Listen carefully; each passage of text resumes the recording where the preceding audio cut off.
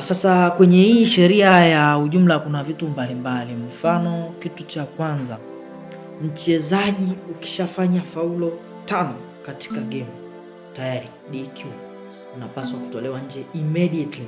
Maanake utakuja utaangalia wale maskora wanao rekodi taarifa zako, lazima watampa information referee ili utoke nje immediately. That is the first thing. Lakini wakati unatolewa, kama wewe ni coach, maanake inamaanisha kwamba kuna baadhi ya mtu unakuta ni coach but at the same time ni player.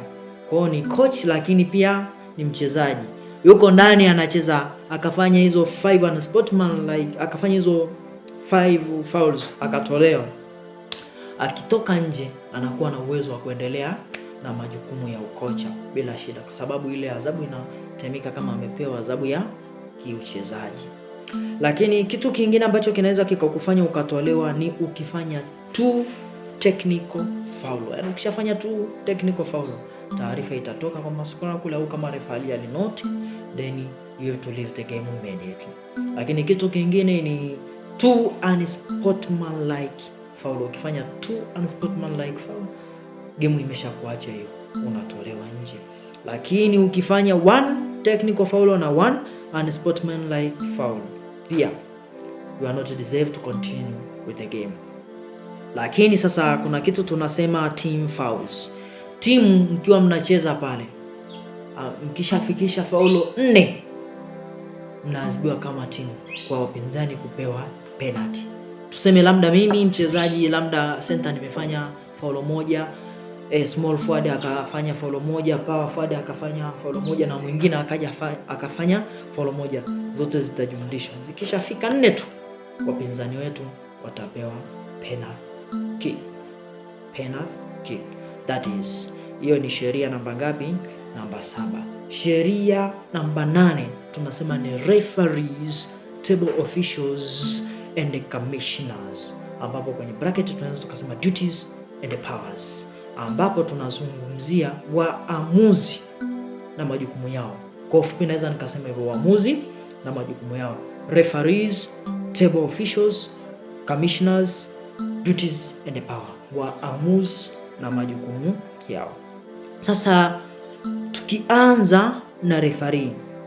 Referee anakuwa na mamlaka kuanzia zile dakika 20 kabla ya game kuanza mpaka kwenye ile first quarter ambapo anautosi mpira mpaka match kuisha, ambapo kama game imeisha, scores ikiwa zimetie, watafanya addition of times, dakika 5 zitakuwa zinaongezwa mpaka apatikane mshindi, mpaka game kuisha kabisa. Maanake tutakuja kuona kwamba referee atakuwa na majukumu before start of the game, start of the games and after the game.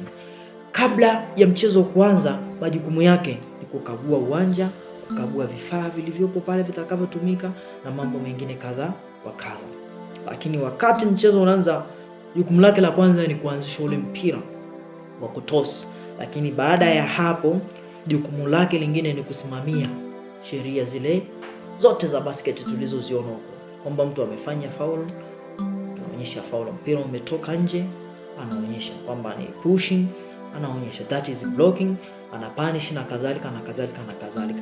Lakini pia after the game ana majukumu yake. Baada ya kumaliza tu game pale, na majukumu, inabidi aende kwa scorer, aende akakague the all document written, kwa sababu kumbuka kila kitu kinachoendelea kwenye basketball kinanotiwa na scorer, na noti kwamba mchezaji namba fulani alifunga dakika fulani. Kwa hiyo yeye ataenda na kuapprove zile taarifa, that is. Lakini tukija kwenye table officials, hapa kunakuwa na watu mbalimbali. Miongoni mwa watu ambao wanakuwa kwenye table officials ndio unakutana na assistant referees, ambao wanamuassist the main referee, crew chief. Lakini utakutana na scorer ambaye kazi yake ni kuandika kila kitu kinachoendelea, each and everything that took place in the game, games. But after that tunakuja tunamuona commissioner. Huyu unaweza nikasema ana power kuliko referees na table officials. Huyu kikitokea kitu ambacho ni sensitive sana, kina uhitaji wa game kuahirishwa, huyu jamaa yeye ndo ana uwezo wa kusimamisha game. Anamwambia referee, now this game cannot continue, stop, we shall plan how to be conducted again. Kwa hiyo ni vitu kama hivyo. Kwa hiyo jukumu lake kubwa yeye ni kuwasimamia referees na table officials, lakini mtu anayekuja kuprove ile score sheet at the final of the game kabisa na kuisubmit kabisa ni yeye commissioner. Yeye ndo mwisho kabisa, baada ya referee kupitia, baada yao wenyewe wanaoandika maskora kupitia na kuona iko vizuri, referee ataipitia, then referee atapitia kama kuna vitu atawaambia rekebishe, then at the end commissioner atamalizia na kupitia. Hizo ni sheria 8 za basketball, lakini kuna kitu kimoja natamani nikudokeze kidogo. Mchezo wa basketball kuna vitu viwili. Kitu cha kwanza tunasema win by default, lakini kuna kitu tunasema win by forfeit. Sasa tunaposema win by default ni timu pale mnapofunga, tunaweza nikasema yani bila kucheza. Mfano, mmefika uwanjani alafu wapinzani hawajaja na zile dakika ambazo zinaikwaga 20 minutes before start of the game zote zikaisha, hawajatokea, nyie mnapewa ushindi kwamba mmeshinda. Mnapewa ushindi kwamba mmeshinda na mnapewa zawadi ya pointi 20. Lakini hizo pointi zote anaandikiwa captain wa timu kwamba yeye ndiye aliyescore. That is winning by default.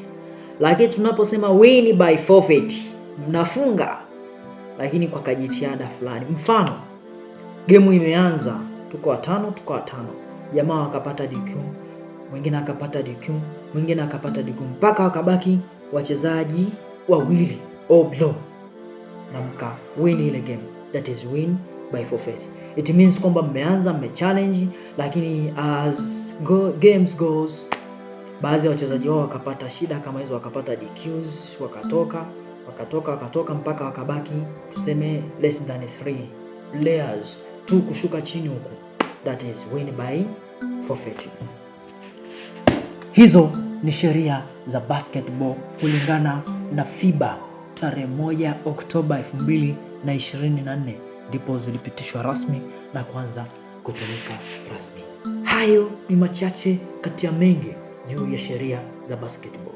Nimegusa vitu vichache sana, lakini kuna mambo mengi, kuna mapana. Kama unataka kuyapata na hayo, nenda kachimbe katika vitabu. Andaa muda wako, ingia katika maktaba, ingia katika simu yako, tafuta mavitabu, chimba. Utajifunza mengi na utaenjoy sana kuhusiana na basket. I'm Tryphon William Kitesha, TFP, unknown and unpredictable. Thank you.